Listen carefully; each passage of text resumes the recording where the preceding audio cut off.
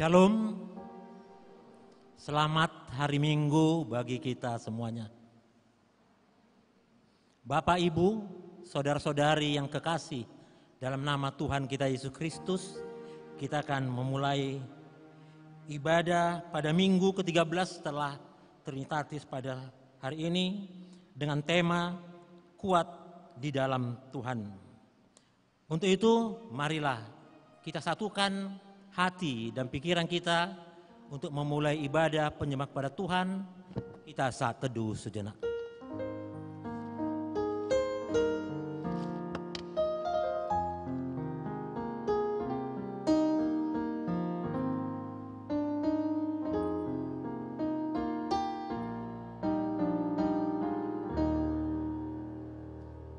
Amin. Sebagai lagu pembukaan ibadah kita pada sore ini, kita bernyanyi dari Kidung Jumaat nomor 19 ayat 1 tambah 3 tambah 5 Tuhanku Yesus.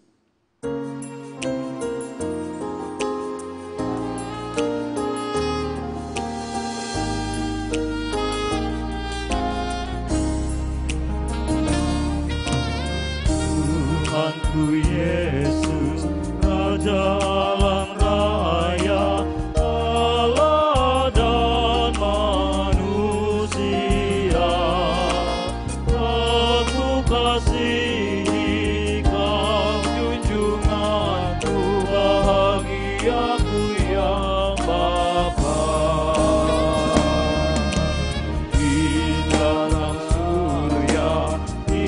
sinar bulan, alam bintang yang megah, jauh lebih indah Yesus terangmu di surga dan di dunia.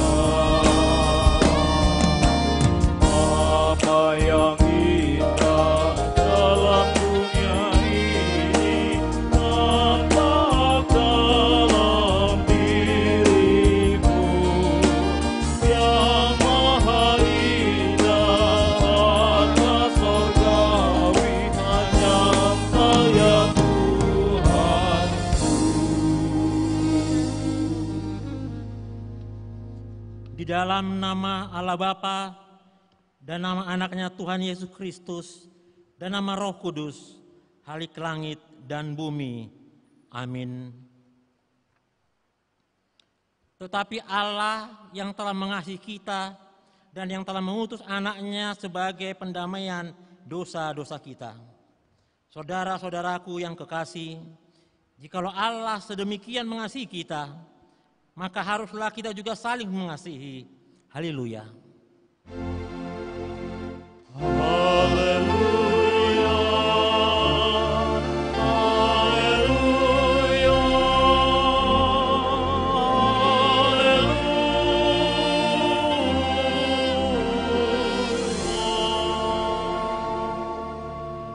Ya Tuhan Allah Bapa kami yang ada di sorga, kami mengucapkan terima kasih kepadamu karena Engkau telah memberikan anak-Mu yang tunggal itu kepada kami, yang melepaskan kami dari genggaman iblis.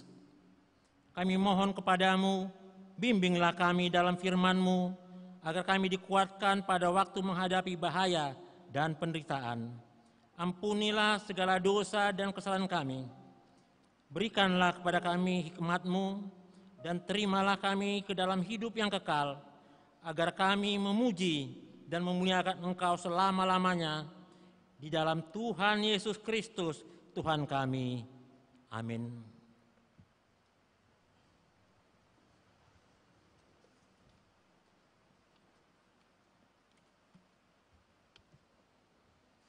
Mari kita bernyanyi dari pelengkap Kidung Jemaat nomor 258 ayat 1 sampai ayat 2.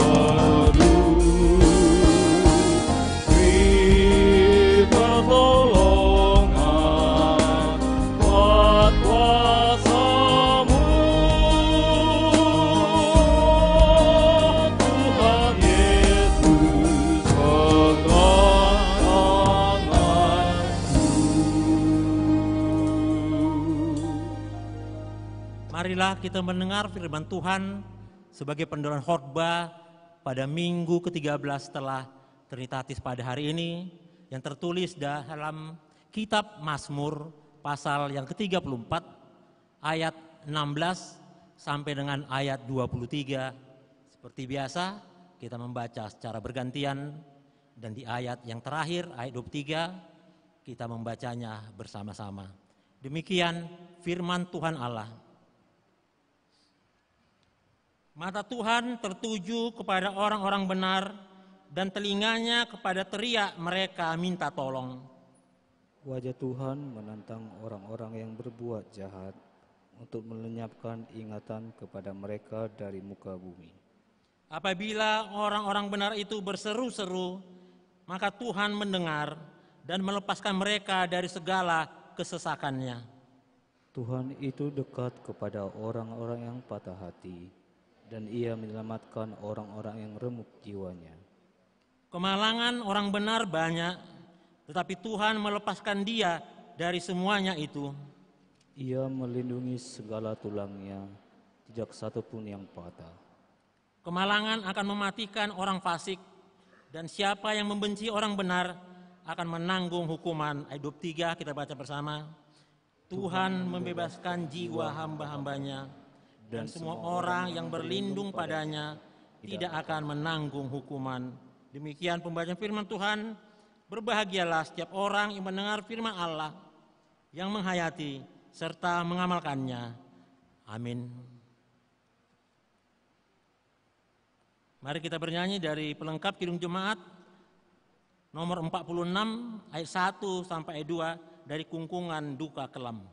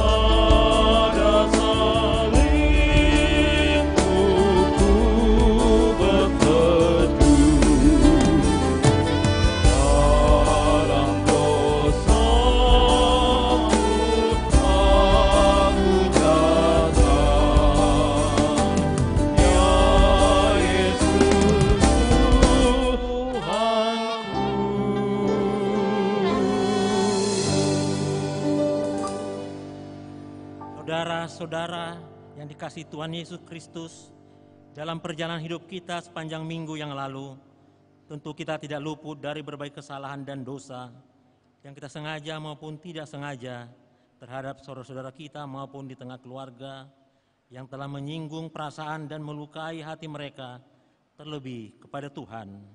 Karena itu dengan segala kerendahan hati, mari kita mengaku dan menyesali segala dosa dan kesalahan kita di hadapan Tuhan. Mari kita memasuki saat teduh untuk berdoa di dalam hati kita masing-masing.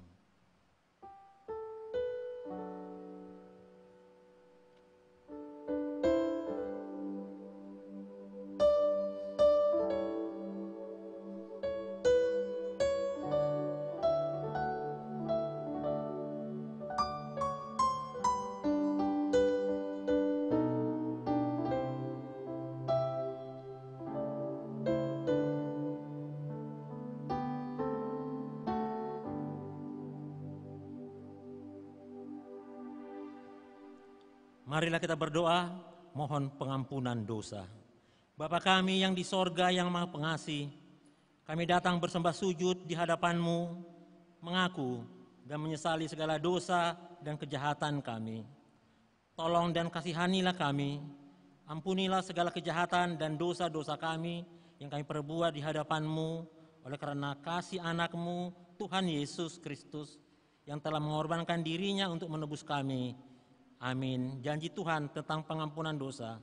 Demikian firman Tuhan yang mengasihi engkau, biarpun gunung-gunung beranjak dan bukit-bukit bergoncang, tetapi kasih setiaku tiada akan beranjak daripadamu, dan perjanjian damaiku tiada akan tergoncang. Segala kemuliaan bagi Allah di tempat yang maha tinggi. Amin.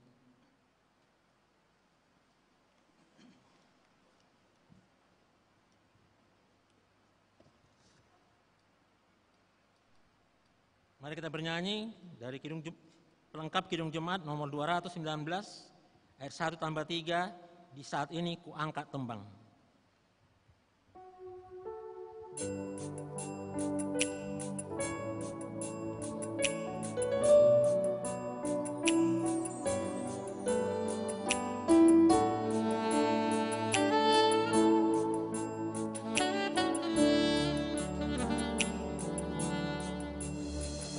Di saat ini ku angkat tembang, ku angkat tembang bagi Yesus.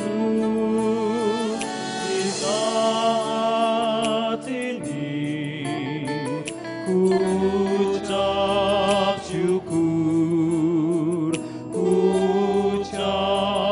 syukur padanya. Ku kasihi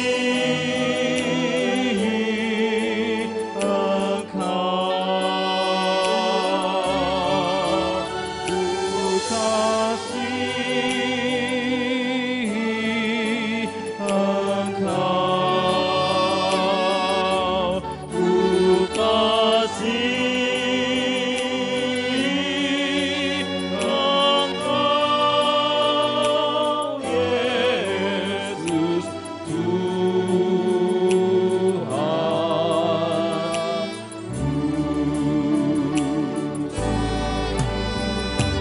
saat ini. Dengarlah Tuhan, dengarlah seruan doaku. Di saat ini ku mohon Tuhan, ku mohon berkat kasih-Mu. Ku kasihi Engkau, ku kasihi Engkau, ku kasihi Engkau,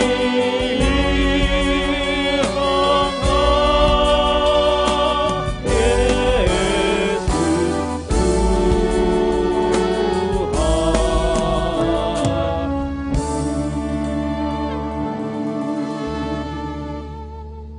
Marilah kita mendengar firman Tuhan sebagai petunjuk hidup baru yang tertulis dalam 1 Tesalonika pasal yang kelima ayat 16 sampai dengan ayat ke-18. Demikian firman Tuhan, bersukacitalah senantiasa, tetaplah berdoa, mengucap syukurlah dalam segala hal, sebab itulah yang dikehendaki Allah dalam Kristus Yesus bagi kamu. Demikian baca firman Tuhan, marilah kita sama-sama memohon kekuatan daripada Tuhan. Ya Allah Bapa kami, berilah kami kekuatan untuk melakukan yang sesuai dengan firman-Mu. Amin.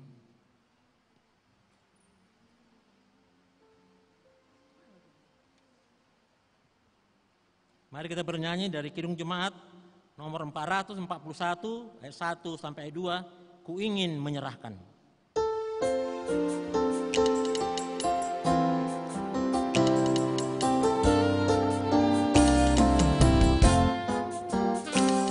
Ku ingin menyerahkan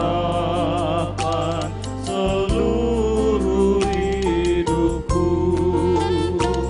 sekalipun tak layak kepada Tuhanku.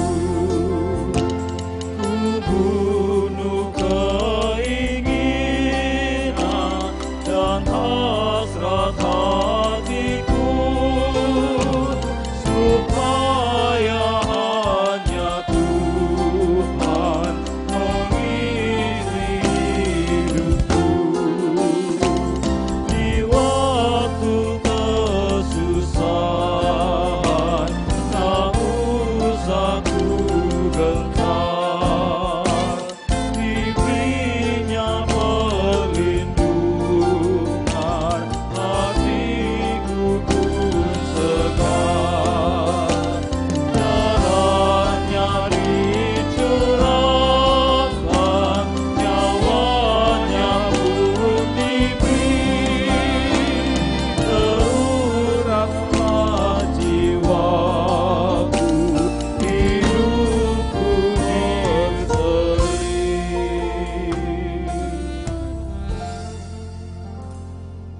Marilah kita bersaksi, mengikrarkan pengakuan iman kita bersama jemaat pada segala abad di seluruh dunia ini. Kita mengucapkannya bersama-sama. Aku percaya kepada Allah Bapa yang Maha Kuasa, Halik langit dan bumi. Aku percaya kepada Yesus Kristus, anaknya yang tunggal Tuhan kita, yang dikandung daripada Roh Kudus, lahir dari anak darah Maria, yang menderita di bawah pemerintahan Pontius Pilatus, disalibkan, mati dan dikuburkan, turun ke dalam kerajaan maut, pada hari ketiga bangkit pula dari antara orang mati, naik ke sorga, duduk di sebelah kanan Allah Bapa yang Maha Kuasa, dan akan datang dari sana untuk menghakimi orang yang hidup dan yang mati. Aku percaya kepada Roh Kudus, gereja yang kudus dan am, persekutuan orang kudus, pengampunan dosa, kebangkitan daging, dan hidup yang kekal. Amin. Mari kita dengarkan paduan suara dari Medan Singles Ministry.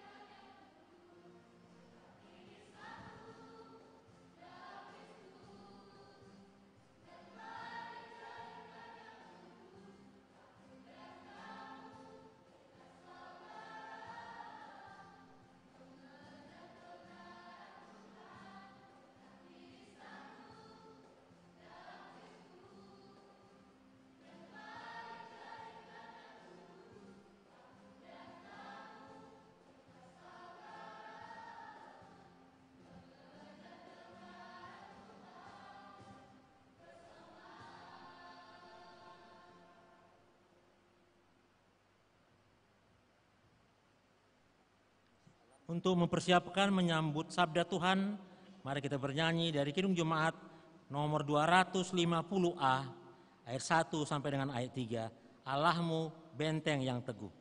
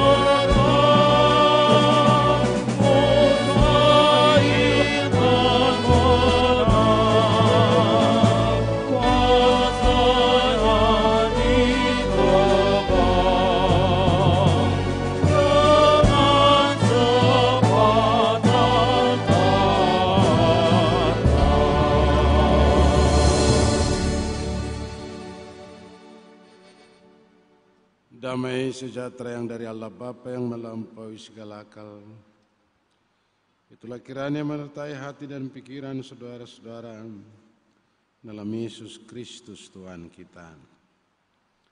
Amin. Bapak, Ibu, dan saudara-saudara yang dikasihi oleh Tuhan, firman Tuhan untuk melengkapi sukacita kita sekaligus menjadi renungan pada ibadah kita adalah yang terambil dari Efesus 6 ayat 10 sampai ayat 20. Saya bacakan untuk kita semua. Perlengkapan rohani. Akhirnya hendaklah kamu kuat dalam Tuhan, di dalam kekuatan kuasa-Nya. Kenakanlah seluruh perlengkapan senjata Allah, supaya kamu dapat bertahan melawan tipu muslihat iblis. Karena perjuangan kita bukanlah melawan darah dan daging, tetapi melawan pemerintah-pemerintah, melawan penguasa-penguasa, melawan kuasa-kuasa dunia yang gelap ini, melawan roh-roh jahat di langit.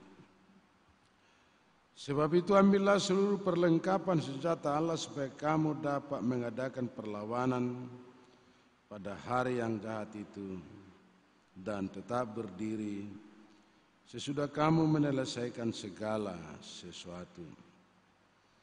Jadi berdirilah tegap, berikat pinggang kan kebenaran, dan berbaju jirah kan keadilan. Kakimu berhasutkan kerelaan untuk memberitakan Injil damai sejahtera. Dalam segala keadaan pergunakanlah perisai iman, sebab dengan perisai itu kamu akan dapat memadamkan semua panah api dari si jahat. Dan terimalah ketopong keselamatan dan pedang roh, yaitu firman Allah, dengan segala doa dan permohonan. Berdoalah setiap waktu di dalam roh dan berjaga-jagalah di dalam doamu dengan permohonan yang tak putus-putusnya untuk semua orang kudus. Juga untuk aku supaya kepadaku jika aku membuka mulutku dikaruniakan perkataan yang benar, agar dengan keberanian aku memberitakan rahasia Injil yang kulayani sebagai utusan yang dipenjarakan. Berdoalah supaya dengan keberanian aku menyatakannya sebagaimana seharusnya aku berbicara. Demikian Bapak Ibu dan saudara-saudara yang dikasihi oleh Tuhan, dan tema khotbah kita adalah kuat di dalam Tuhan. Jemaat Efesus adalah jemaat yang tidak begitu kuat atau tidak begitu besar dan tidak punya akses kemana-mana. Dan kita tahu surat ini ditujukan oleh Rasul Paulus dalam keadaan dia di penjara. Kenapa di penjara Bapak Ibu dan saudara-saudara? Apakah dia melakukan kesalahan? Apakah dia melakukan pelanggaran?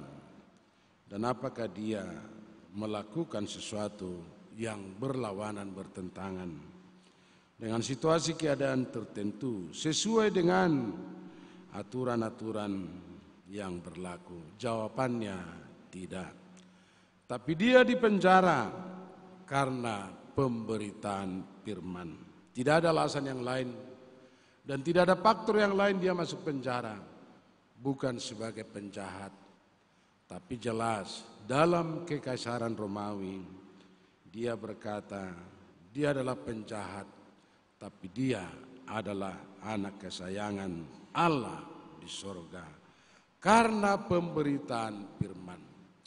Kenapa Bapak Ibu dan saudara-saudara?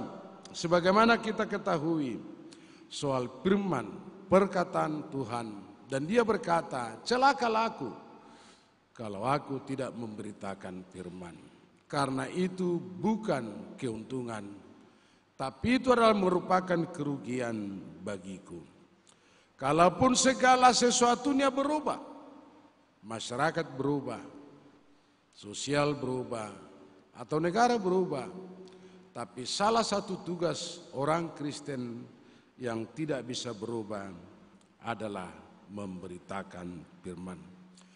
Rasul Paulus dipenjara pada saat ini, tapi dia mendorong, memberikan semangat kepada jemaat yang ada di Efesus untuk memperlengkapi dirinya, karena hidup ini adalah pertarungan.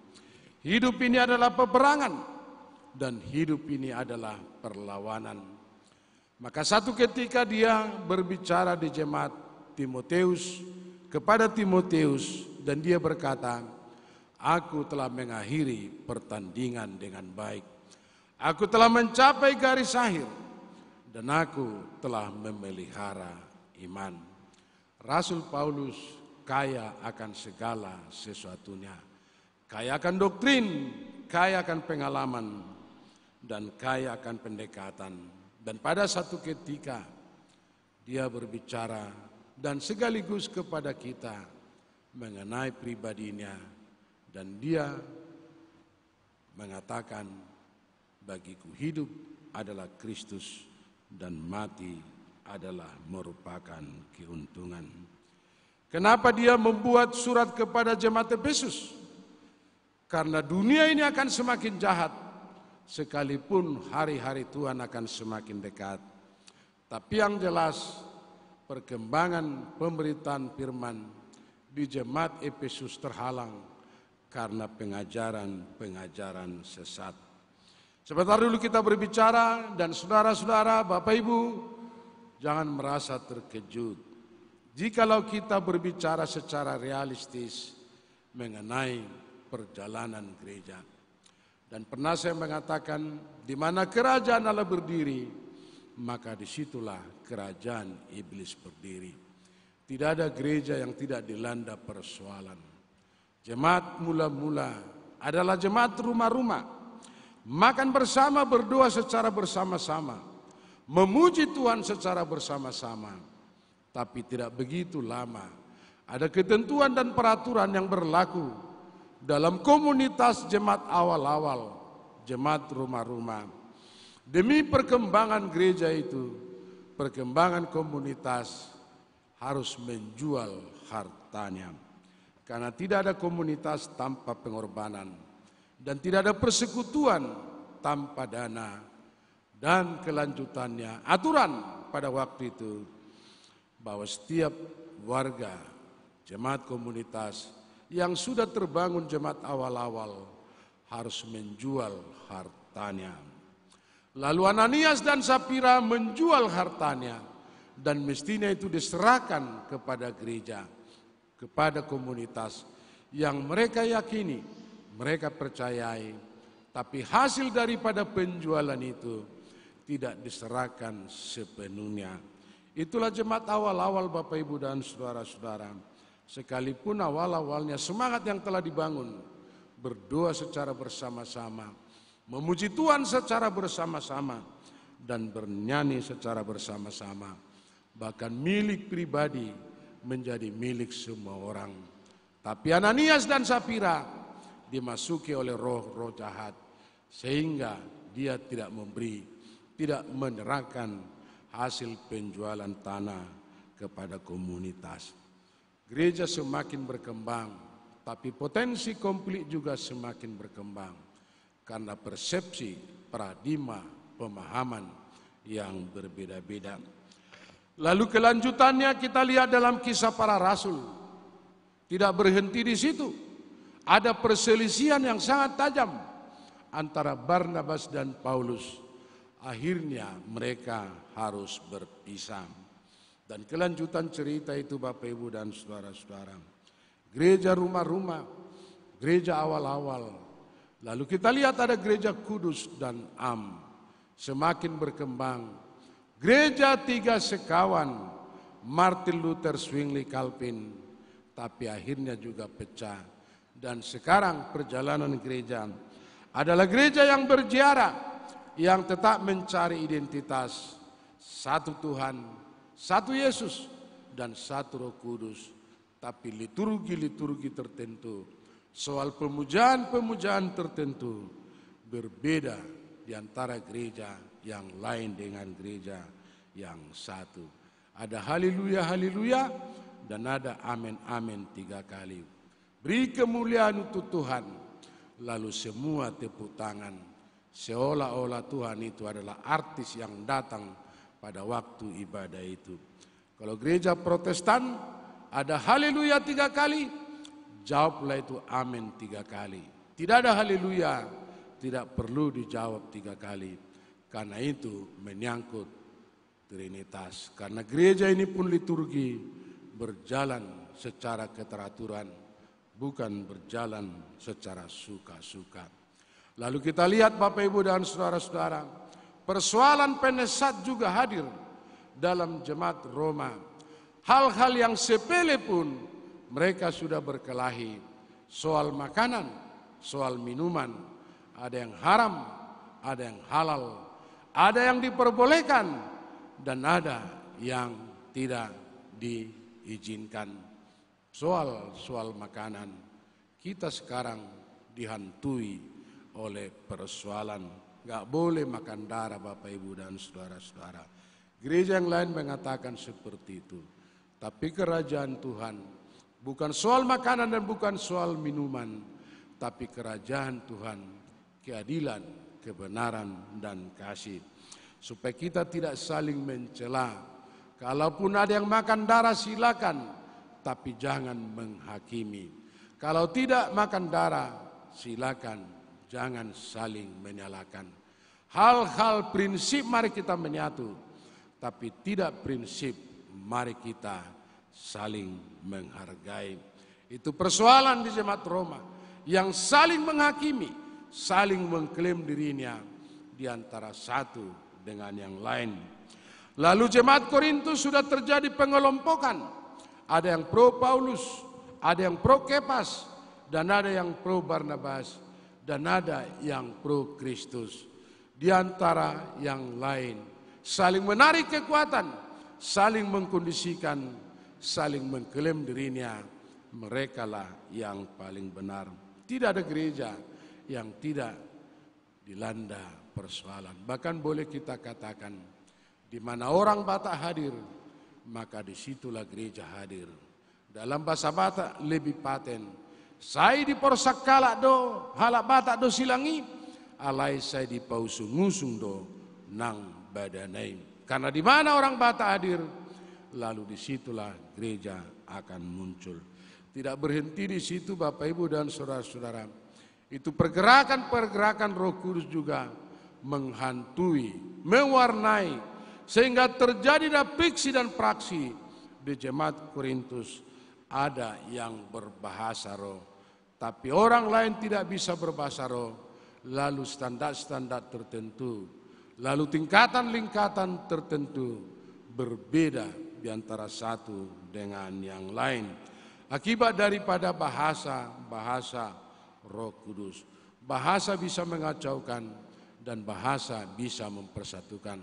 Saya selalu menegaskan itu soal bahasa Roh Kudus. Kita lihat itu dalam Kisah Para Rasul.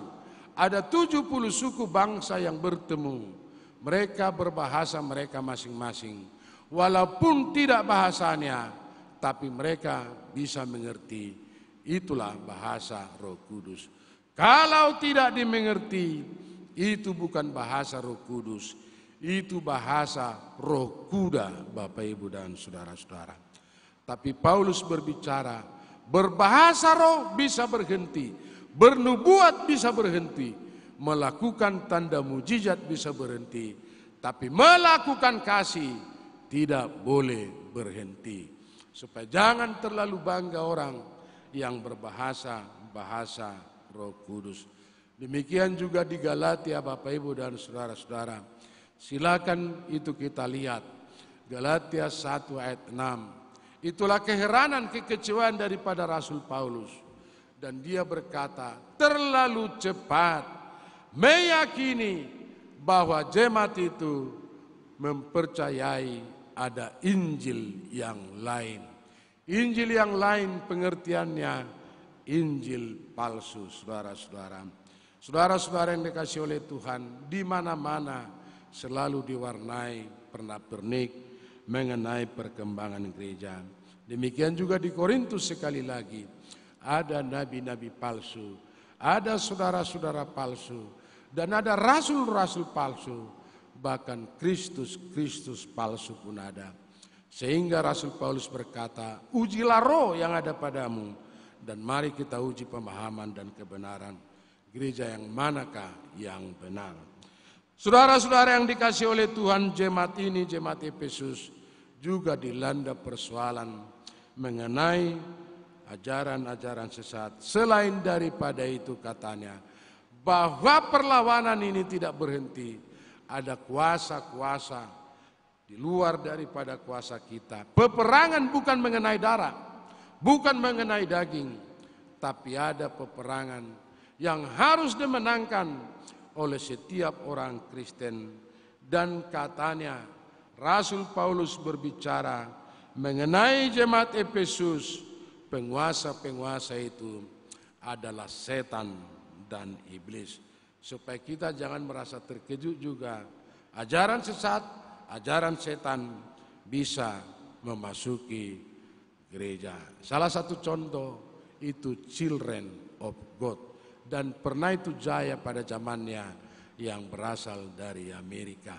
Dan segala sesuatunya di sana bisa berlangsung. Karena ada firman Tuhan yang mengatakan, setiap persaudaraan, setiap komunitas melakukan ciuman kudus. Dan itu dikembangkan di Children of God. Padahal itu sudah menyala dalam ajaran Tuhan. Dalam bentuk kasih, tidak harus saling berciuman, saudara-saudara yang dikasihi Tuhan. Lalu kuasa-kuasa setan, kuasa-kuasa roh jahat. Silakan Bapak Ibu dan saudara-saudara bisa membaca itu dalam Yesaya 14 ayat 12 sampai 15. Adalah malaikat-malaikat yang memberontak awalnya. Dan itu disebut bintang timur atau bintang fajar. Yang dijatuhkan Tuhan karena pemberontakannya mau sama dengan Tuhan. Demikian juga Wahyu 12 ayat 3 sampai 4. Ada organisasi daripada mereka. Dan mereka punya strategi untuk menyesatkan setiap orang yang percaya. Dan itulah yang ditakuti oleh Rasul Paulus di jemaat Efesus. Sehingga diberikan perlengkapan rohani. Saudara-saudara yang dikasihi oleh Tuhan, dalam jemaat-jemaat tertentu, sama seperti Paulus yang berbicara, supaya kita ini memperlengkapi perlengkapan senjata rohani.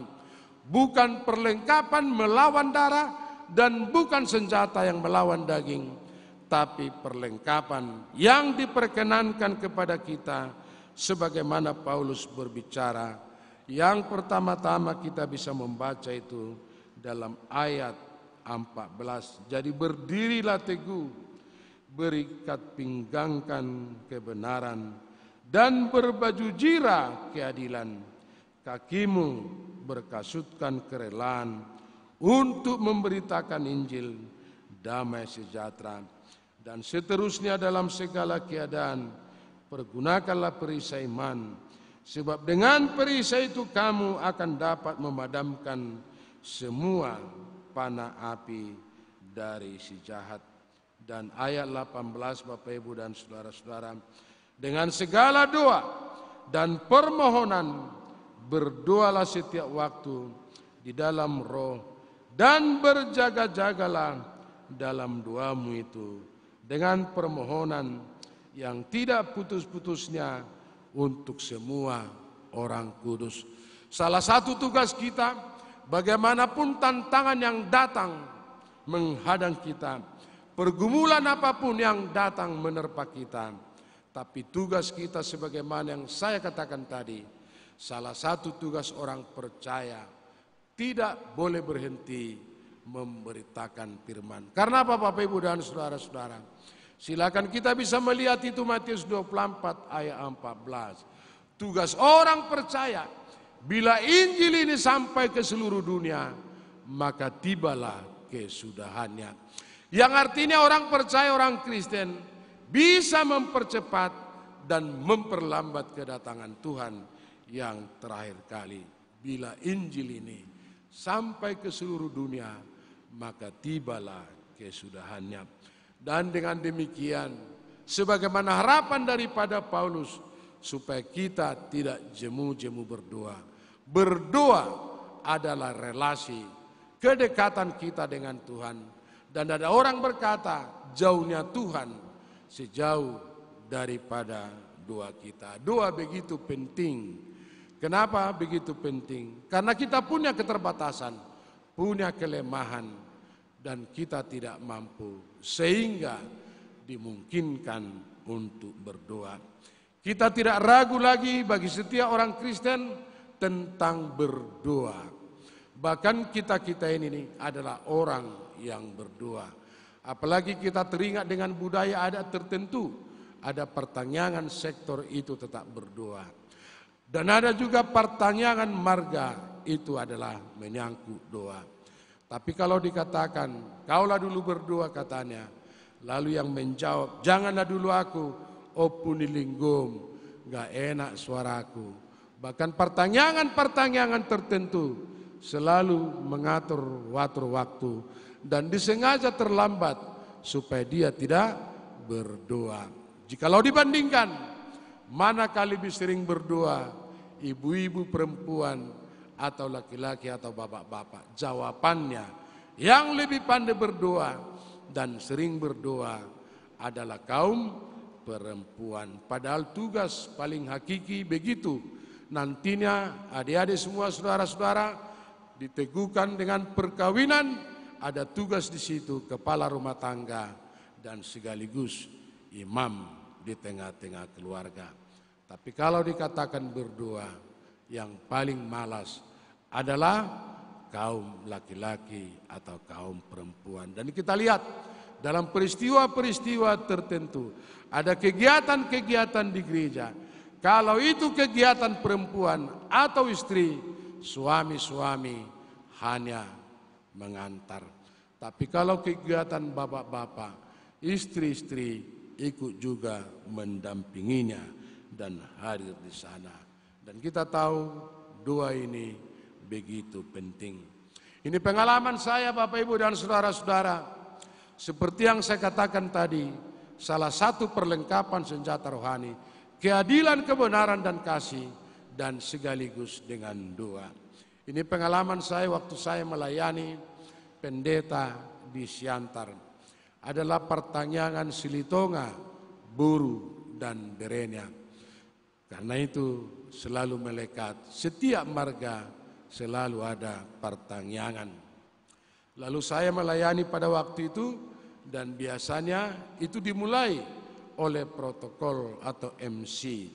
Dalam bahasa Batak, mardus nitahi mahamu, amanami, mananginanami nama jabui, ise mahamu, martangyang. Diserahkan tugas ini kepada suami atau istri, sepakat siapakah yang harus berdoa.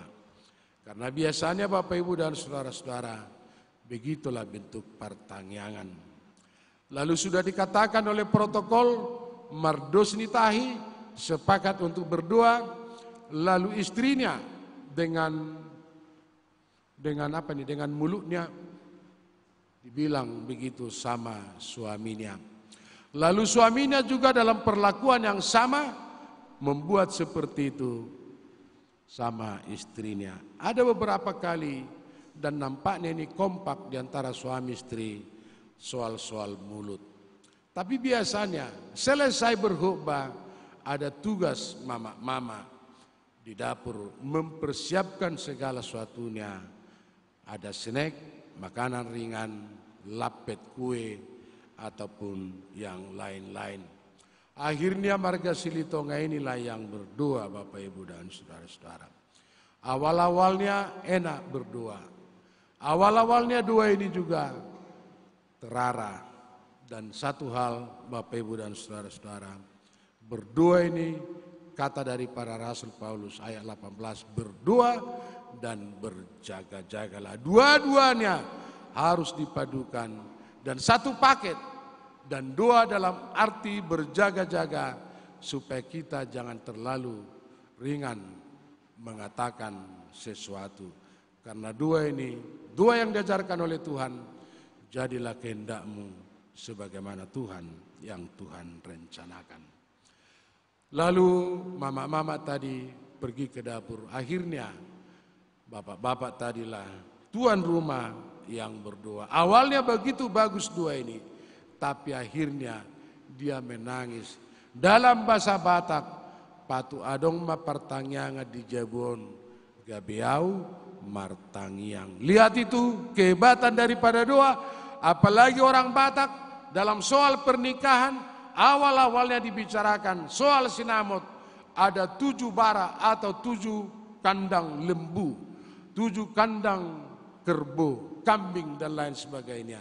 Terjadi tawar-menawar, tapi ini mentok. Dan akhirnya apa yang terjadi? Dan dikatakan, napi naborhak ni tangyang. Begitu dibicarakan napi naborhak ni tangyang. Dari 7 kandang lembu, kerbau dan lain sebagainya. akhirnya turun menjadi 25 juta. Kuat kuasa daripada doa. Saudara-saudara yang dikasihi oleh Tuhan, firman Tuhan kepada kita menghadapi tantangan zaman. Sekali lagi dunia ini akan semakin jahat, tapi hari-hari Tuhan akan semakin dekat. Kita memperlengkapi diri kita supaya kita tampil menjadi pemenang dan tidak terganggu dan tidak tergoda kebimbangan dan kehilangan tempat berpijak, dan akhirnya kita tampil menjadi juara, mengalahkan segala sesuatunya dengan kekuatan firman Tuhan. Jawabannya segala sesuatunya adalah firman Tuhan. Kuatlah di dalam Tuhan dan bertekunlah dalam doa. Kita berdoa. Bapa di sorga, terima kasih Tuhan buat segala sesuatu yang boleh kami syukuri, kami nikmati. Hari-hari yang sudah kami lalui dan hari-hari yang harus kami isi dan kami jelang. Dan terima kasih buat kasih karunia penyertaan Tuhan. Kami tahu dunia ini akan semakin jahat, tapi hari-hari Tuhan akan semakin dekat. Segala sesuatunya bisa berlangsung di luar kehendak kami dan bisa terjadi di luar kemampuan kami. Karena kuasa-kuasa, roh-roh jahat yang selalu melanda kehidupan kami dan perjalanan setiap orang percaya tidak terlepas dari keadaan godaan yang silih berganti. Tapi yakinkan kami Tuhan dalam pengharapan yang teguh. Dan terima kasih Tuhan buat firman Tuhan yang memperlengkapi kami. Kami akan dikuatkan melalui perlengkapan yang Tuhan sediakan kepada kami. Kami mestinya berjalan dalam kebenaran, berjalan dalam keadilan, dan sekaligus perisai iman yang Tuhan sediakan. Dan izinkan kami melangkah ke depan. Salah satu tugas kami untuk memberitakan firman. Apapun yang terjadi, segala sesuatunya dijawab oleh firman Tuhan. Tantangan apapun, deran apapun, firman adalah jawaban satu-satunya. Terima kasih Bapa di surga. Dengan demikian kami tampil sebagai pemenang, sebagai juara yang bisa mengalahkan segala godaan, kuasa-kuasa roh jahat. Kehidupan kami serahkan dalam pengasihan Tuhan, supaya Tuhan tetap campur tangan dan Tuhan akan memaknai hidup kami dan memberikan faedah berguna kepada hidup kami. Karena Tuhan telah memaknai kehidupan kami. Sebentar lagi ibadah ini akan berlangsung dan selesai. Tapi firman Tuhan, kasih karunia Tuhan akan tetap menyertai kami. Nyanyian kami, senyuman kami, langkah kami akan hilang dari tengah-tengah kami. Namun sabdamu, firmanmu tidak akan hilang dari tengah-tengah kehidupan kami, tapi akan tetap berbisik-bisik dalam hati sanubari kami. Terima kasih, kami berdoa dan mengucap syukur dalam Yesus Kristus Tuhan, Juru Selamat kami yang hidup. Amin. Kita kembali lagi bernyanyi memuji Tuhan.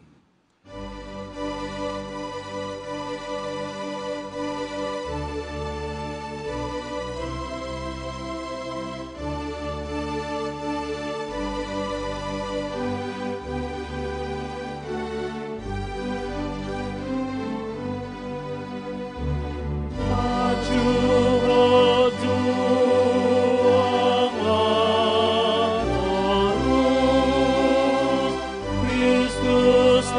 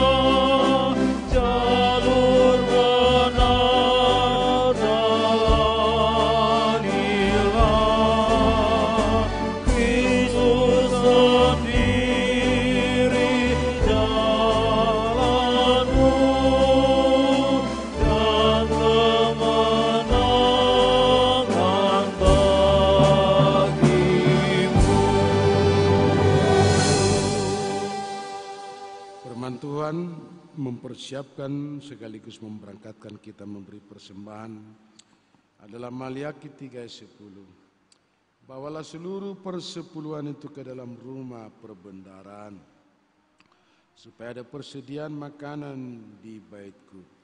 Ujilah aku firman Tuhan semesta alam, apakah aku tidak akan membukakan bagimu tingkap-tingkap langit dan mencurahkan berkat kepadamu sampai berkelimpahan. Amin. Kita beri persembahan kita.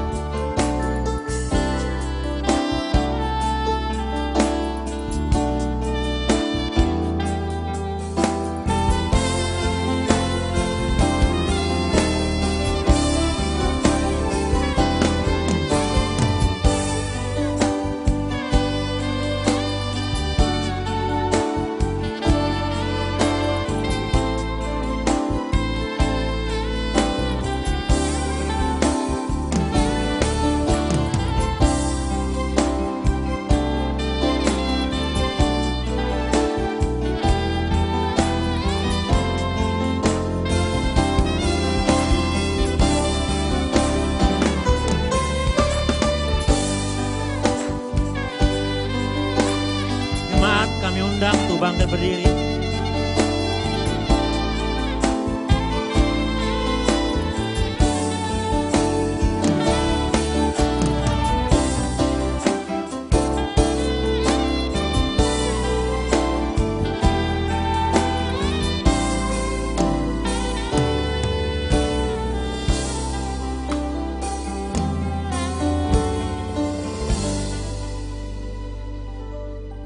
Kita berdoa, ya Allah Bapa kami yang di surga, Engkaulah sumber segala berkat dan karunia.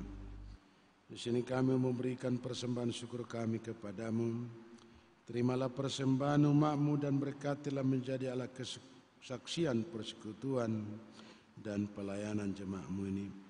Jadikanlah hidup kami persembahan yang berkenan kepadamu, dan pakailah hidup kami untuk turut menghadirkan tanda-tanda kerajaan-Mu di seluruh dunia ini.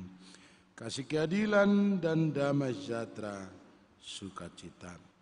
Bukalah hati kami oleh Roh Kudus-Mu, agar kami senantiasa mengucapkan syukur kepadamu dalam nama Yesus Kristus Tuhan kami. Amin. Sini aku bawa Tuhan, persembahan hidupku semoga berkenan. Berapa nilainya Tuhan dibandingkan berkat-Mu yang telah Kau limpahkan. Terimalah Tuhan, oh terimalah Tuhan. Kami yang di sorga, dikuduskanlah nama-Mu, datanglah kerajaan-Mu, jadilah kehendak-Mu di bumi seperti di sorga. Berikanlah kami pada hari ini makan kami yang secukupnya. Dan ampunilah kami akan kesalahan kami, seperti kami juga mengampuni orang bersalah kepada kami. Dan janganlah membawa kami ke dalam pencobaan, tetapi lepaskanlah kami dari yang jahat.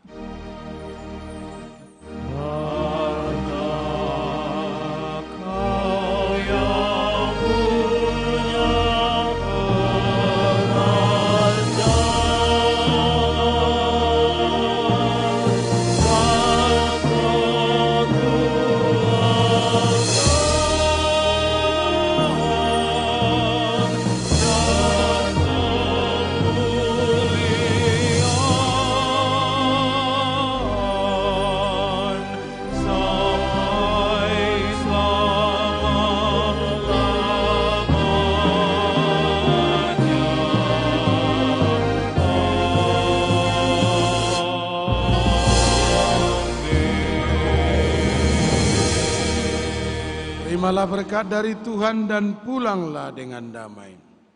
Tuhan memberkati dan melindungi saudara. Tuhan menyinari saudara dengan wajah-Nya dan memberi saudara kasih karunia. Tuhan menghadapkan wajah-Nya kepadamu dan memberi engkau damai sejahtera.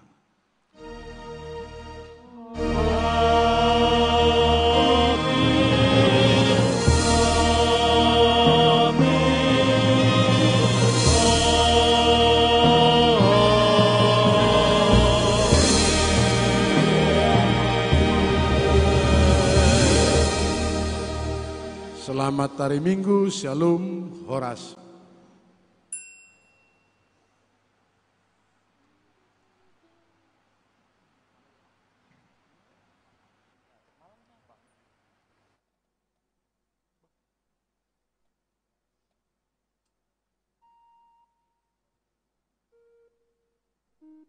Thank you.